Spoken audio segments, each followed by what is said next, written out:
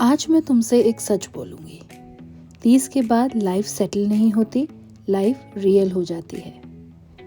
हाँ, वही एज जहाँ लोग बोलते हैं अब तो सब सेट है ना, पर अंदर से आवाज़ आती है सच में, या बस मैं एडजस्ट कर रही हूँ।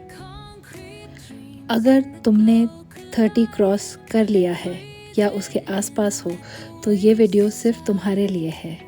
स्टे टिल द एंड, क्योंकि हो सकता है तुम अपने आप को पहली बार सच में समझो।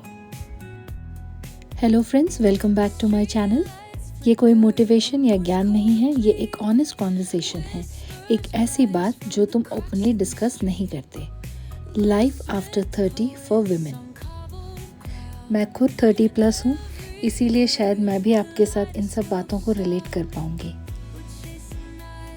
बात करते हैं एक्सपेक्टेशन वर्सेस रियलिटी। जब तुम 20s में होते हो ना, तब लाइफ एक चेकलिस्ट होती है, जैसे जॉब, रिलेशनशिप, शादी, स्टेबिलिटी। और 30 के आसपास आते आते लगता है सब टिक हो जाना चाहिए, है ना। बट रियलिटी चेकलिस्ट कंप्लीट होने के बाद भी अंदर एक खाली स्पेस होता है।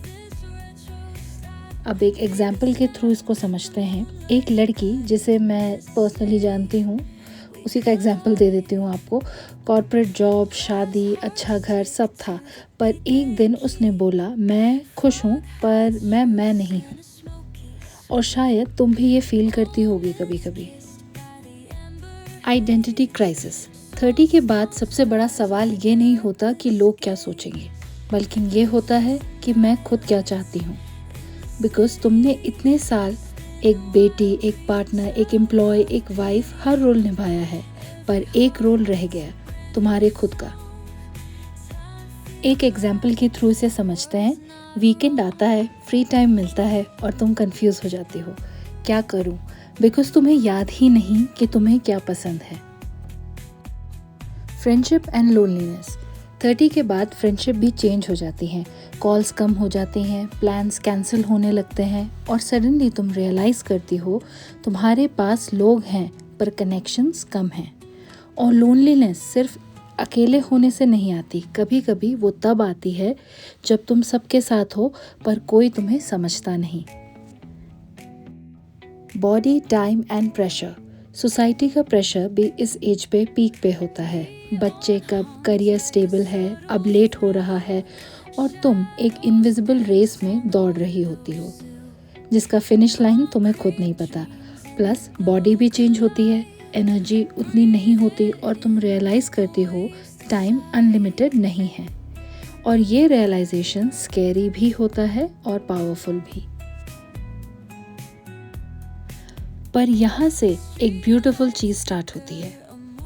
30 के बाद तुम स्लोली लोगों को इम्प्रेस करना छोड़ देती हो और अपने आप को एक्सप्रेस करना स्टार्ट करती हो। तुम नो बोलना सीखती हो, तुम अपनी पीस को प्रायोरिटी देना सीखती हो।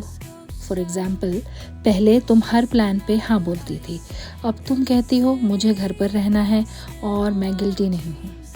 और ये छोटी छोटी चीज़ें तुम्हें वापस तुम बना देती हैं। तो अगर तुम 30 के बाद लॉस्ट फील कर रही हो तो शायद तुम लॉस्ट नहीं हो, तुम रीडिस्कवर कर रही हो। लाइफ आफ्टर 30 एंडिंग नहीं है, ये वो फेज है जहाँ तुम फाइनली अपनी स्टोरी खुद लिखना स्टार्ट करती हो। और याद रखना, लेट होना और रॉन्ग होना दोनों अलग चीज़ें हैं।